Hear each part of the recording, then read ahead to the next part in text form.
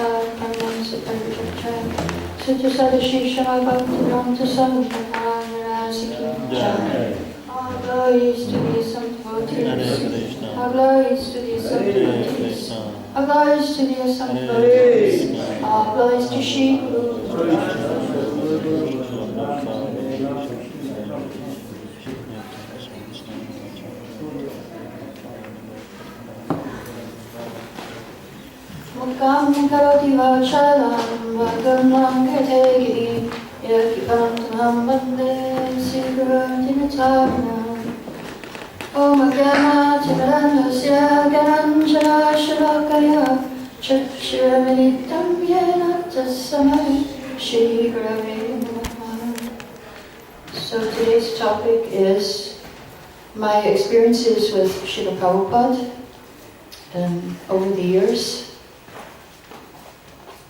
It was 1970 in Boston, and I was with my husband, and I was on a search for a guru.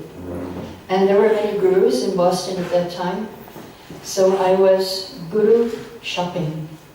And I was trying all the different ones, and I would ask them, what is your process? And if I follow your process, what can I hope to achieve from doing this?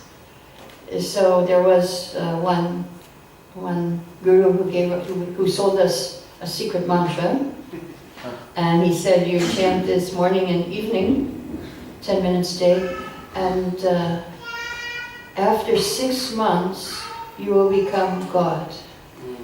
Or, if not God, at least liberated. But it didn't work. So, tried another one, different ones, Hatha Yoga, Zen Yoga. Finally, we met the devotees. It was Sunday feast, and we went to the temple. And I said, so what is your process? And they said, you have to chant, dance, and eat. I said, okay, I'll try. I'll try this. And we tried. And after once chanting the Hare Krishna mantra, it didn't go from my head again. It was always in my head. because I was a musician, and so I would always have music playing in my head all the time. So I was trained to hear. I went to music school, and I was trained as a musician to hear the sound. And when I heard Hare Krishna, I said, well, this is the perfect sound. I have never heard a sound like this before in all my years of music. So before I was trying to associate with the past composers and trying to get into their emotions and their mood when I would play my instrument. But Hare Krishna is, you're trying to associate with the best person, Krishna, God. So that was an amazing experience. And they also told me that if I follow this process, I will see Krishna face to face. So I said, yes, I want to see him face to face. And I still do. Of course, we see the deities, but Prabhupada said, you will, just like we're sitting here, we will see Krishna and we'll talk together. And so that is still my goal, one of my goals. And so what happened was 1970, we went to the temple, and I was more interested than my husband was, so I would go more often to the temple. And after 5 months, the devotee said, why don't you stay here for the weekend in the temple? Prabhupada is coming. So I said, yes. And my husband did not stay, I stayed. And Prabhupada actually did not come. He phoned up on the day he was supposed to come, and he said, I won't be able to come, but I am sending 4 sannyasis. And one of them was Brahmananda, another one was Vishnujan Maharaj. So with Vishnujan Maharaj, we went out on Harinam day and night, the whole weekend. And after that, I was so happy that I said, why should I go back home? And so I went home and said goodbye to my husband, and I joined the temple. And not only myself, but 4 or 5 other devotees who stayed the weekend, they never went back home also. We all didn't go back home because of Vishnujan Maharaj, basically. And so 2 months later, my husband also joined. His philosophy was, I will not work, I'm a hippie. So I was working a little bit, we had some money, but after I left, that was it. And he had to also join to be able to follow his philosophy of I won't work, because devotees didn't work. We just went and danced the whole day in the streets, did Harinam. And so that was very nice. I had a few worries before I became a devotee. I said, I thought, if I will have to give up my independence. If I become a devotee, I won't be able to dance in the rain anymore. But I danced a lot more in the rain after I became a devotee. In the snow, in the rain, in the sun. 10 hours a day, Harinam. When I joined, we were out on the streets for 10 hours a day. But the reason I joined at that point was because Prabhupada, even though he did not come, just the fact that he said he was coming was enough to push me to take the next step in my spiritual life. So that's what I experienced, not only at the beginning of my spiritual life, but all throughout. Prabhupada is pushing me to take the next step that I have to take when I have to take it. Even now, always he's pushing me to take the next step, take a risk for Krishna. When Prabhupada was here, we took so many risks for Krishna. And even now, we still have that revolutionary spirit, we still have to do that. So, after 6 months, our temple president, who was then Satsarupa, he was then a Grihastha, and I can tell you about our temple, it was quite amazing. We had also, the press was there, ISKCON press. We were printing books before the BT was printing. And we did Nectar of Devotion there and second canto of Bhagavatam in installments. So not only was I on Harinam the whole day, in my spare time, 4 hours I had to be typing on the computer, typesetting the Macmillan Bhagavad Gita as it is. We had to do the typesetting for the Macmillan Company. So that was also there. And the whole press was there. Jai Doita with Maharaj, he was a brahmachari, he was in charge of the press. Giriraj Maharaj was a brahmachari, he was the Harinam Sankirtan leader. We would all go out together in one van for the whole day and night. And then was Hridayananda Maharaj was Brahmachari, was the temple commander. Bhavananda was the interior decorator. And Pradyumna was there, he was the Sanskrit scholar. And all the artists were there, so we had amazing pictures all over the place. Narada Muni was my favorite, I remember. Life-size picture of Narada Muni. And so it was a wonderful temple. Dramas were every Sunday, wonderful dramas played by the artists. They were also actors and musicians, all of them. And so it was a wonderful temple to be in. And but after 6 months, then our president said, I'm sending you to Florida. Now Boston is the top of the East Coast, Florida is the bottom. How are we going to get there? Not by plane, nobody flew in those days, except to India, and not by train, and not by bus. He put us out on the road and we had to hitchhike. That was our main transport in the early days, depending on the mercy of Krishna and the mercy of the other people. But you know, we were wearing these yellow saris and dhotis. If we were grihasta, this color, like this bright yellow we were wearing. Out and there we were on the streets. They were sheets. They weren't saris and dhotis. They were sheets. And we would buy these sheets, long pieces of cloth, and cut them. I just saw a picture, an old picture of Harinam, and there were brahmacharis from different temples. Some were in shocking pink, some were in saffron, some were according to the cloth, you know, the bolt that they bought from the shop. They had different colors of saffron.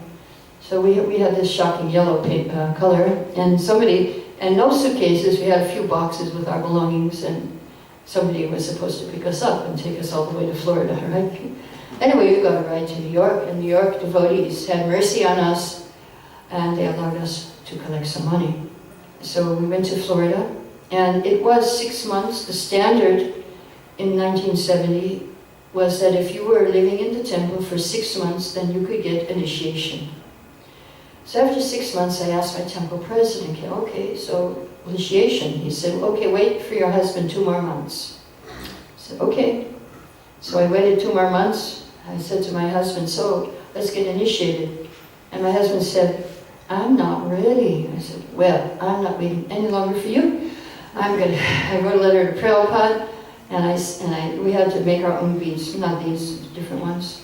We had to string our own beads, and we had to send them along with a letter to Srila Prabhupada, and Prabhupada would chant on them and send our beads and a letter back. So in my letter I wrote to Prabhupada that if you don't initiate me, then I will die. Because, and I quoted a verse from Canto 2 that said, if you don't get the dust of the lotus feet of the devotee on your head, you're like a dead body. So then he initiated me, and he sent me a letter back, and he said, yes, your first birth is from your material father, but your real birth is from your spiritual master. And he gave me 6 instructions in my initiation letter. Number 1, chant at least 16 rounds every day. Number 2, follow strictly the 4 regulative principles. Number 3, go on Sankirtan preaching. Number 4, do deity worship, attend the artis. Number 5, read and study all my books. And so all of those I have been doing. I was a pujari in Calcutta for 7 years. I was distributing books, preaching in Bombay, and traveling Sankirtan on the west coast of India for 7 years. And then I was doing, since 21 years, 22 years, I'm teaching, reading and teaching the books. So, but then the last instruction is yet to come, and that is be engaged 24 hours a day in Krishna's service. So that is something that I still have to do. Sometimes I don't dream about Krishna and Krishna consciousness, so that has to be worked on. There's a sleeping time. So the first time I met Srila Prabhupada was in Gainesville, Florida. And he gave a lecture in this remote corner of the world. The first time I saw him was at the airport. And I was following behind Srila Prabhupada, and they had brought this huge Vyasa-san. It took about 5 or 6 men to carry. They were struggling down, following Prabhupada down the airport, and Prabhupada took one look, and he just was very disgusted because they were making a huge scene at the airport, and he wouldn't even sit on it. And we did that in those days. We took over the airports pretty much when Prabhupada was coming. So when I was walking behind Srila Prabhupada, and I felt this, I can do this for the rest of my life. And this is something I can do, follow Srila Prabhupada. And it was the first time in my life that I felt, yes, this is my place. I never felt at home in America. When I was 10 years old, I was thinking that I'm not from, I was looking at the other children, I said, I'm not one of them. I don't know where I'm from. Maybe I'm from another country, or maybe I'm from another planet, but one thing I know is I'm not American. I'm not from here. I'm not one of them. So I never felt like I belonged to the school, to the country.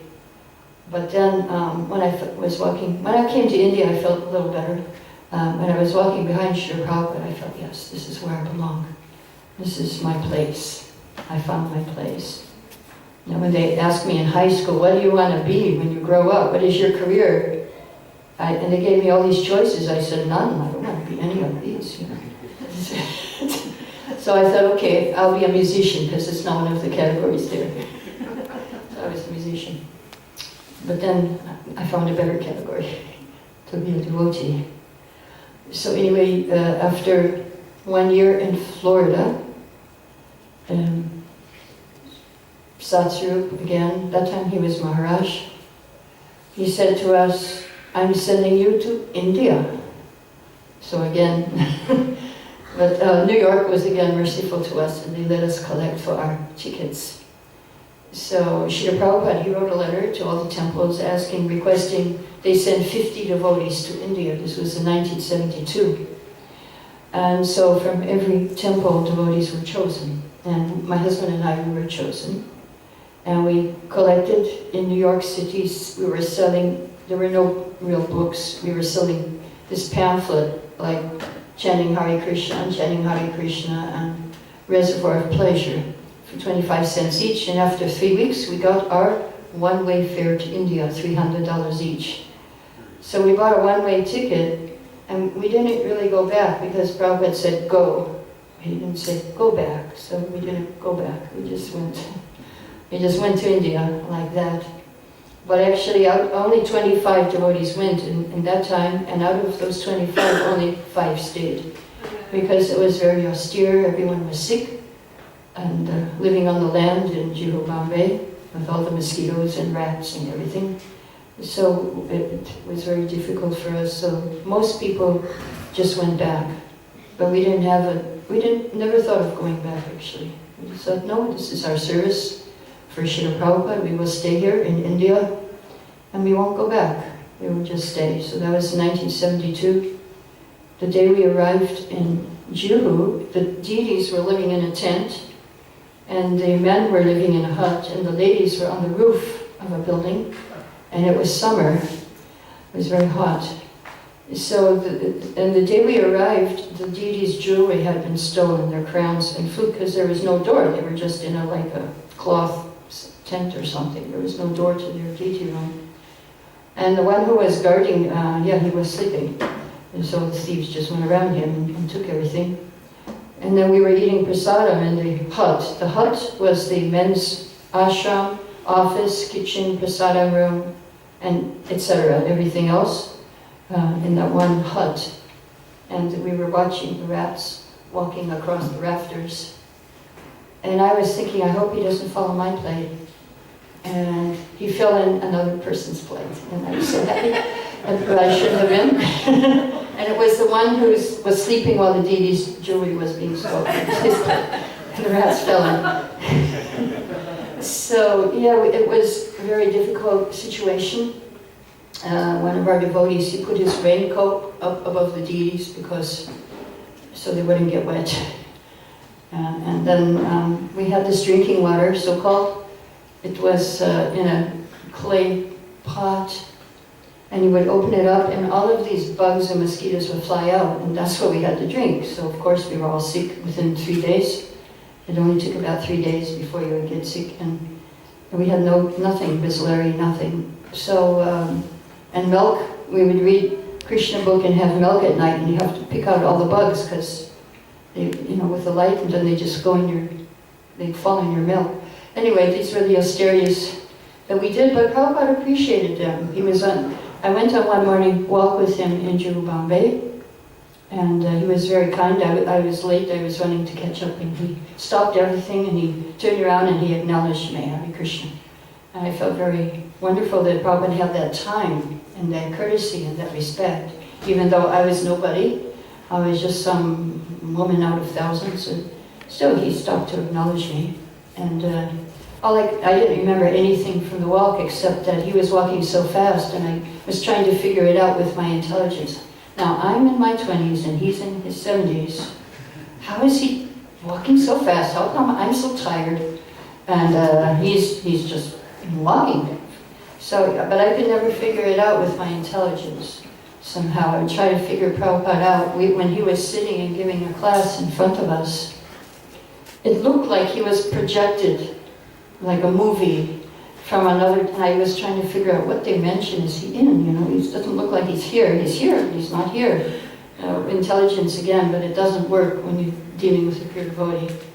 You cannot figure out the pure devotee with your intelligence. It's only by devotion that you can understand the pure devotee. And so we came to India in 72, and on Radhashtami we got our Gayatri initiation. Oh, and one thing I forgot to say, I got a second letter from Prabhupada after my initiation letter, and he told me how to do devotional service. He gave me 3 qualities which were the most important. He said enthusiasm, sincerity, and cooperation. The 2 are personal, and one is with the whole society. So to make advancement, it doesn't just depend on your own personal qualifications. You also have to be able to live with devotees and cooperate and serve with everyone. So that these 3 things Prabhupada told me are the most important to make advancement in spiritual life. Cooperation. I heard today's class was on cooperation by Harisari Prabhu. So yes. And so in India, the first time I remember seeing Srila Prabhupada was in 1972. Nectar of Devotion classes in Radha Damodar Temple in Vrindavan. And that time Vrindavan was much more like Vrindavan. It was amazing. There was nothing with a motor attached. From Mathura we had to come by horse carriage. From and to Mathura we had to go by horse. And there were very few cycle rickshaws. Nothing with a motor. Cycle rickshaw, and it was too expensive. It was 1 rupee and we didn't have it. So it meant we had to walk everywhere. We had no money. And so we would walk from Raman Reti. Every day we would do Harinam to Raman Reti and back. Morning time, Srila Prabhupada would give a Srimad Bhagavatam class, and evening he would give Nectar of Devotion class. And in the Nectar of Devotion class, it was very easy to see that he was trying to persuade the Brijbasis to accept us as Vaishnavas, because we were Western, we were Mlechas, and so there was some opposition at that time to accepting us as Vaishnavas. So he was quoting Sri Rupa Goswami, the qualification for devotional service is not birth. Anyone can get it. Everyone is qualified to take up devotional service. So Srila Prabhupada, he would, in the time when we were in Radha Damodar, you would come to Radha Damodar, you couldn't find a temple, it just looked like a regular entrance, and it was like everything was falling apart, it looked like it had been bombed out.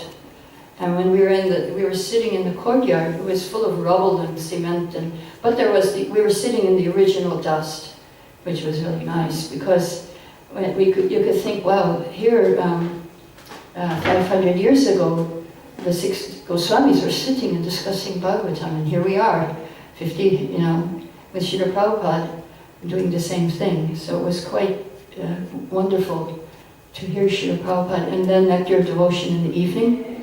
And then after Nectar of Devotion, we will all pile into his room, 30 or 35 of us, for darshan. And so he would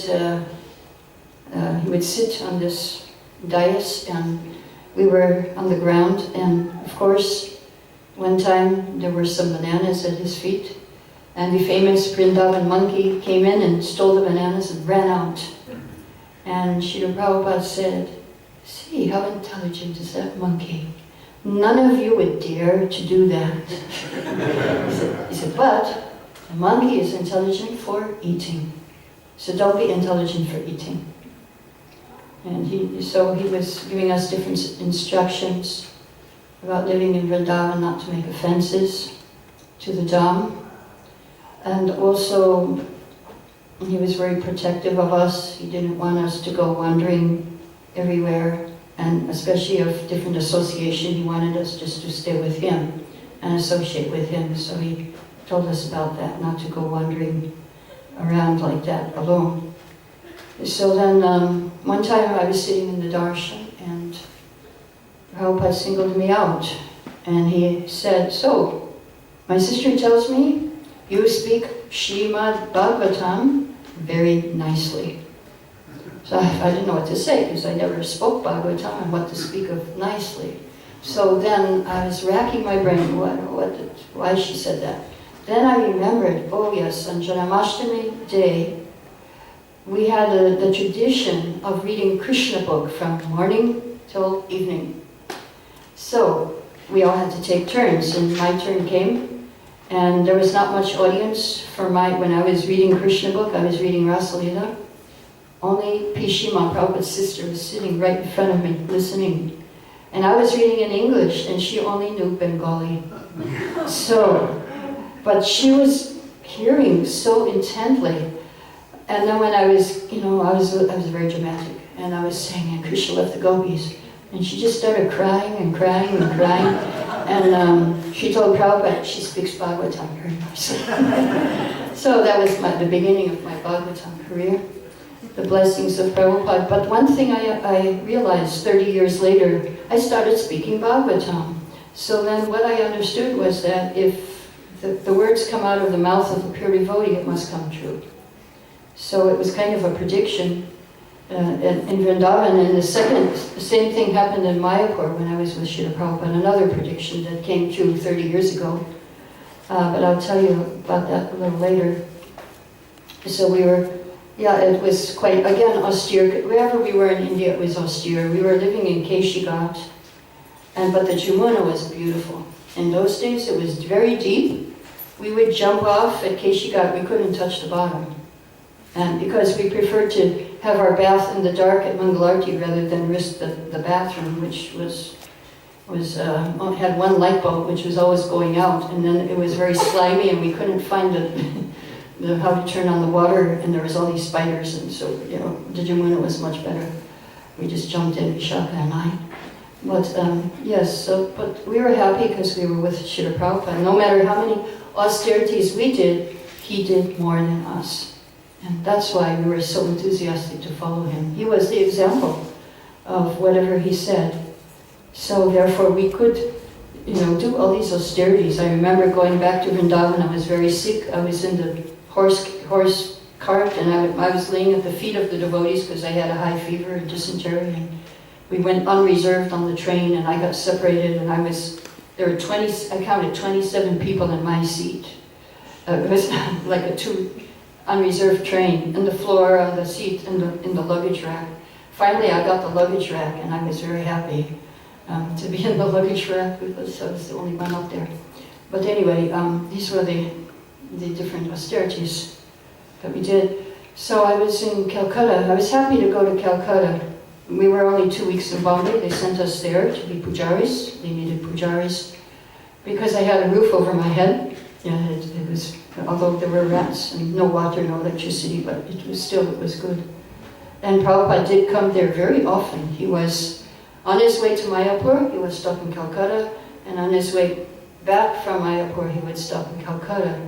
But he never really stayed there for long because his wife was there, so he didn't want to stay there. She was in the same city. And he often appreciated us. He would say, I'm so happy that you're preaching here for me because I cannot stay here very long. And he would always glorify the deity worship, practically every class. He would say something, Shivigraha Ratana Nityanana. Another time he said that this deity worship is under the direction of Srimati Narayani. She's actually doing it, and you are just serving.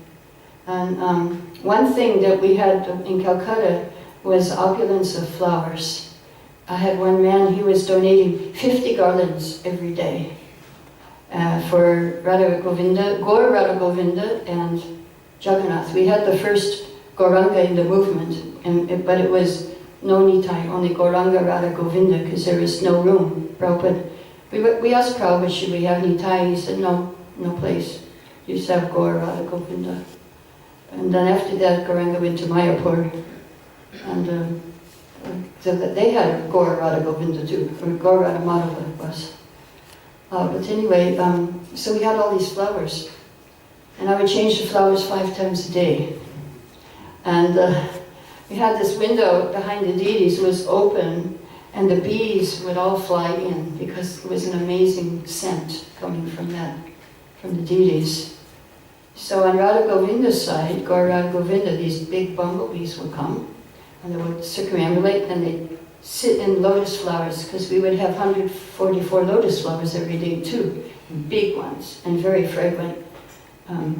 I found 6 different types of aromas from the lotus flowers. I was smelling them every day after they were offered. And often I would walk in the deity room and a bee would fly out from the lotus flower. I would put one on Krishna's flute or Radharani's hand. And on Jagannath's side, there were small bees, and they were sitting on the garlands. So I was reading 3rd canto while I was doing this deity worship, and I said, in 3rd canto it said, the bees are sitting on the garlands of the deity, of Krishna. And I said, yes, it's happening right here. The bees are sitting on the garlands. And then the bumblebee was coming to Radha Govinda's side. So when Prabhupada noticed the bees, he said, yes, when the bees come to the deities, then the deities are pleased with worship. And so he was always complimenting us, but he also chastised us too. So the one time we had, because there was not so much electricity, so we had these big ghee lamps, and we had to light them most of the time. So one time Prabhupada looked at the ghee lamps and he said, why are the ghee lamps so dirty? And, he calls us up, and you want to kind of look for a hole in the floor that hopefully you will fall into, but not. You have to stand there and take it. I wasn't very good at taking it, but anyway, that was happening too. We got both sides. We got praise and we got chastisement at the same time. But now I feel like it's nice because at least he noticed me. There's so many thousands of devotees, but he picked me up to chastise. And so even though at the time I couldn't appreciate it that much, but now I do. And so what happened in Calcutta, I was also typing for Srila Prabhupada when he would come. And one time I remember typing 5th canto. It was the prayers of Lakshmi. And the first one starts like Om Hrim Hrum Hrum Om Namo Bhagavate Rishikeshaya. So then I typed that, I typed that in, and then I typed in the prayer of Lakshmi worshipping Pradyumna, and then the purport Prabhupada said, this is a mantra which is very powerful, and the devotees should chant these mantras. Then I thought, wow, Prabhupada's giving me a mantra. And I played the tape 5 times to get the mantra in my head, I just kept playing it over and over. My guru is giving me a mantra. So I thought, oh, I should learn this. So anyway, then one time in 1973, Srila Prabhupada came to Calcutta with his Sanskrit editor. And Pradyumna, he knew me because I was typing for the press when I first joined.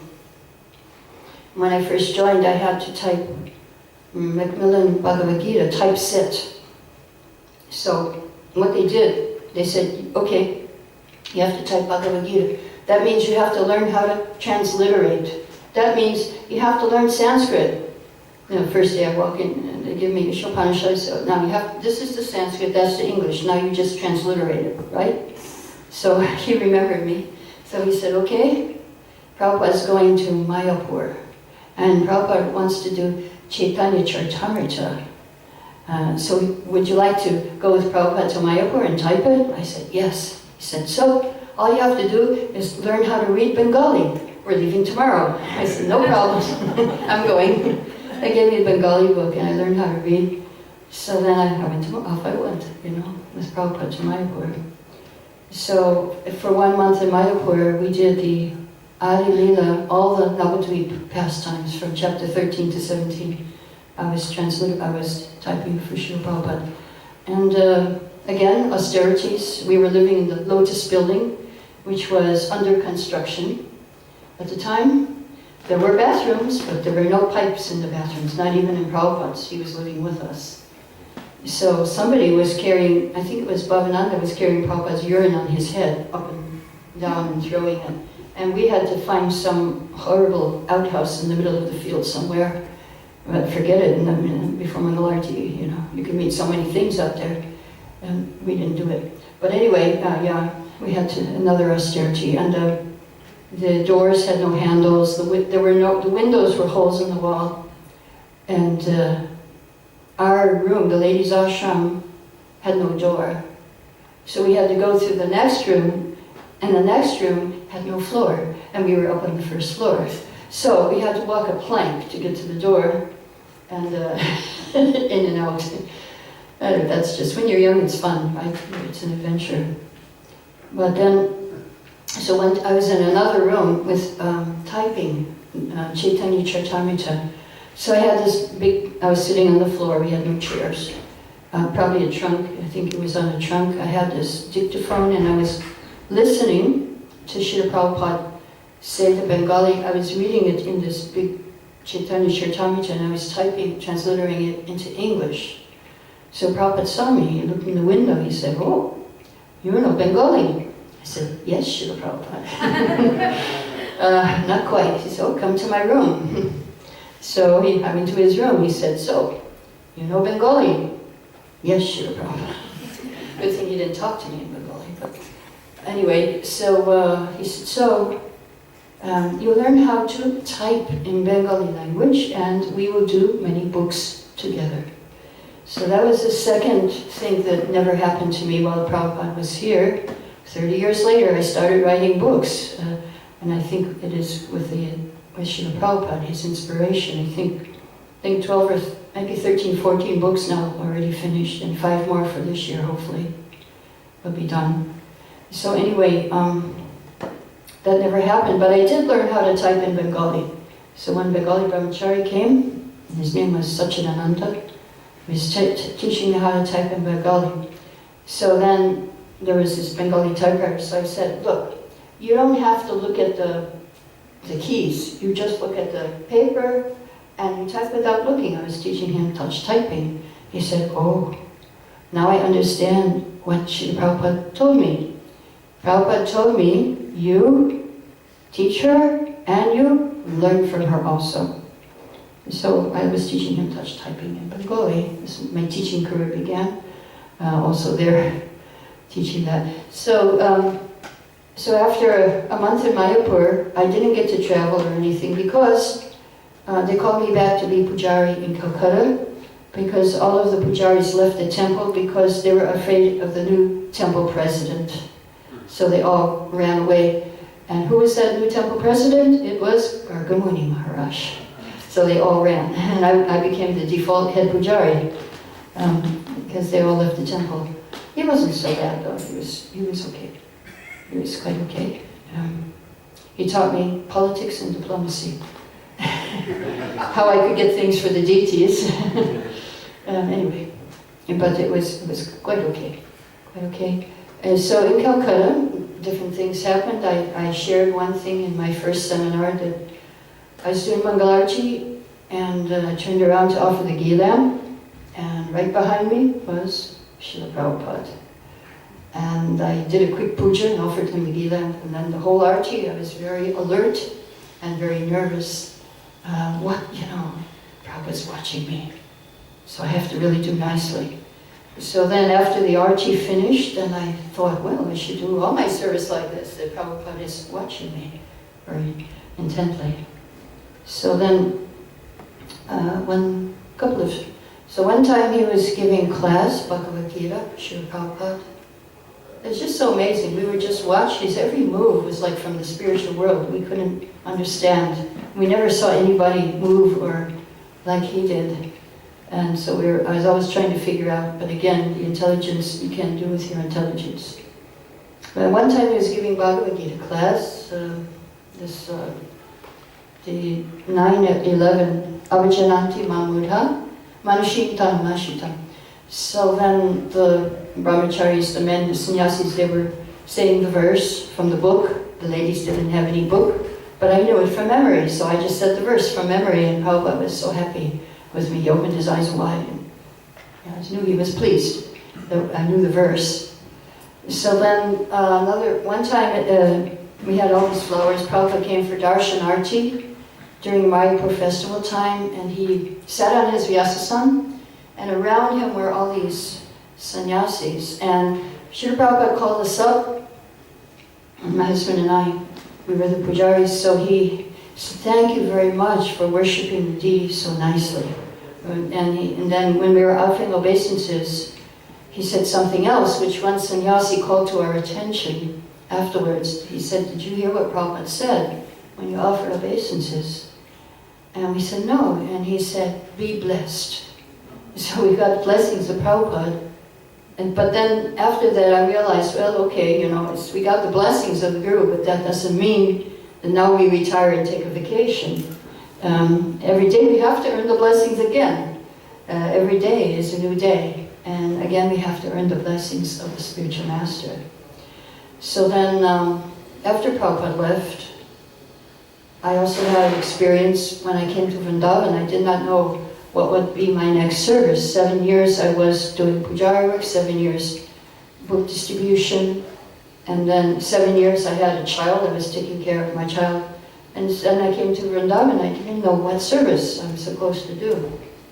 So I was chanting attentively, and because of that I could understand, oh yes, I have to, I thought, okay, until I find out, I'll just read, because that's what I like to do. After 3 months reading, I understood, oh, I have to share it with others. But I did want confirmation. I got it from the devotees, I got it from Lord in the Heart, from chanting japa, I got it from the astrologer, but I wanted it from Srila Prabhupada personally, so I thought, how am I going to do that? How will I find Prabhupada? He's left this world. So I walked into the samadhi. I was searching for an answer, for confirmation. So I walked into the samadhi, and there was a tape of Prabhupada playing. Prabhupada said, do you think the deity is made of stone? I looked up, I said, no, Prabhupada, I know you're here, I believe it. Then he goes on, he said, do you think the acharyas were so foolish to worship stone? I said, no, Prabhupada, you're here. But I would like some more personal instruction. So then I got the inspiration to go to the rooms of Srila Prabhupada in Vrindavan, where Prabhupada is sitting, and every day they put a letter that Prabhupada wrote to some disciple. I thought, okay, let me just check the letter. Maybe something's in that letter that is appropriate instruction. Sure enough, I picked up the letter. The letter said, now you are one of my senior disciples, so I'm depending on you, I'm counting on you to spread this Krishna conscious movement. You have learned the art of Krishna consciousness. Now you should teach it purely for the benefit of others. I said, okay, confirmed, I should teach. So then I started, but the problem was, it was 1974, women don't speak in the temple at that time. There was no Bhagavad Gita class. The VIH, Vrindavan Institute, was only for men. Bhakti Shastri, there was no women, were not allowed. So I thought, how am I going to teach? I could not, I said, Prabhupada's order. So I just started it in my room. I was living outside in a room. I just started teaching Bhagavad Gita. Devotees were coming. But then the chowkidars, they said, no, you cannot do this. You cannot bring, this is a private house. People cannot come here. So I thought, okay. So then I went up to the Krishna Balaram guest house on the roof, and I started teaching up there, Bhagavad Gita. So that went on for 1 year, and after 1 year I got a place behind MBT where people could come. It's not my place, but I lived there, a devotee's house. And so for 2 years I taught there, and after 3 years of just teaching myself, then they started the Women's Bhakti Shastri in the VIH, 1997. Then I started teaching there. So what I learned from that experience is that you may think you have no facility, but that doesn't matter. You just have to follow the instruction of your spiritual master, and the facility will come. In other words, the philosophy is just do it. So that was our philosophy. The Guru gives you instruction, just do it. Don't worry how, don't worry facility, just do his instruction, follow his instruction. And then in 1997, I taught 1 year the ladies. The next year, I taught the brahmacharis because their teacher didn't come. And then I went, next year also, they sent me to Europe, traveling to teach.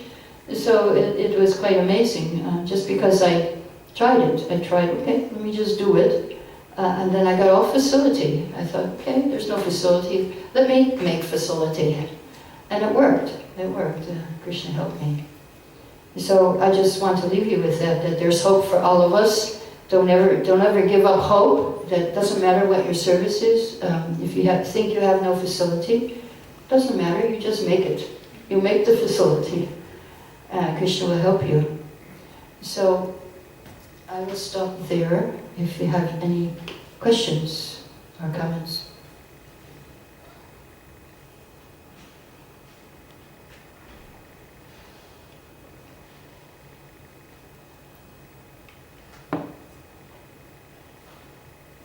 Okay, yes? It sounds so fresh when you speak it. It sounds like it just happened. Yeah. How do you keep that memory so fresh? I keep speaking it. That's how I keep it fresh. How do I keep this memory fresh? Is because I keep speaking it. I keep speaking it to devotees. And so then I remember. There are, other things. He was very concerned for our health in Calcutta. 1 year he said, you don't have to follow Chaturmasya this year because you're doing enough austerity already. And so that year we didn't do Chaturmasya. Yes? Did you talk about writing book? Yeah. Did you talk about writing a book? Did I think about it? Yeah. I didn't think about it, but I just did it. I mean, I have 13, 14 books now. Picture for every verse of Bhagavad Gita, and then that's Gita at a glance, Bhagavatam at a glance. Picture for every verse up to Canto 9. It's there. If you go online, goldenlotusproductions.com. You can get it online to any place in the world. I can't carry them around, they're heavy. Too heavy for me. Yes? On this DVD compilation that Yadubara, the following Srila Prabhupada. Oh, yes, yes. I don't know if you mentioned, but it's in Juhu Beach on the Bombay project that it's mentioned in this that there was some kind of problem with the tenants. Yes, yes. What was the problem? Well, in India, we had, in Juhu Beach, there were tenants living in flats on the back of the land. So the law in India is, if anyone stays more than 11 months in a flat, you have to pay them the value of the flat to leave. So we didn't have money to pay all of them. Eventually, that's what they did. They paid crores, millions of rupees to get them out. At the end, it was much later. That was the Prabhupada's seemingly departed. Pardon me? That was way after, when they built they built a whole new thing. and there's no flats anymore. Because the tenants, they seem to be very much in love with Srila Prabhupada, so it was only that was the problem. Most of them were, yes. Some became initiated. One air hostess, the children of the tenants, two of the children became initiated. One air hostess in the back, and then another, her name was Baby Warrior. Yes, she was a child. Yeah, she's speaking very nice. Yeah, so she became initiated. Her mother was the most favorable, and there was another family called the Acharyas, where Prabhupada stayed. He said, I'm taking shelter of the Acharyas. And he was staying with them. And he was an airline pilot. There were a lot of, the airline, because it was close to the airport. So one air hostess, she's still flying, and she made many air hostesses devotees. Many of the Air India, she was with Indian Airlines, so she made many of them devotees, and they would smuggle books to Russia for us. Yeah, she smuggled my books to Russia, I believe. Could you also let us know something when they came down, when they had this critical moment when they tried to come and tear down the structure? Yeah, I was in Calcutta. I was not there. But all I know is they got an order to demolish the temple. And they were taking all the devotees to jail. And one lady devotee who was a pujari, she was trying to protect the deities from them. And she had her hands stretched out across, she's holding onto two poles, and she was a very big person. But they did drag her, I heard, by the hair to the van and took her to jail. What was her name? Maitili. She's still around struggling for existence somewhere in America. Yeah, she's still there. Yeah, she did that. And yeah, that was, but then it was stopped by one politician. One politician found out what they were doing, and he stopped the demolition. And then they had the whole weekend to rebuild the temple, because during the weekend, the other people, they could go to court and stop it. But it was a Friday night, and so the court was closed, and so they decided to rebuild the whole structure over the weekend. So one of the men, life members, his name was Mr. Sethi, he was into construction, and he actually did it, and they got threats from dacoits that if you try to construct this, then we will come with 150 dacoits and kill you. So the person, Mr. Sethi, he came with his big gun. He said, okay, I have 150 bullets for you. And he sat right in front of the construction to guard it the whole time. And they finished it. They finished it over the weekend. Then the court came and they brought it to court. We should, it should not be here. And the judge said, whatever has been built, and let it stay. So then that's what happened. And then they had a huge propaganda, and they got a lot of people to support the devotees.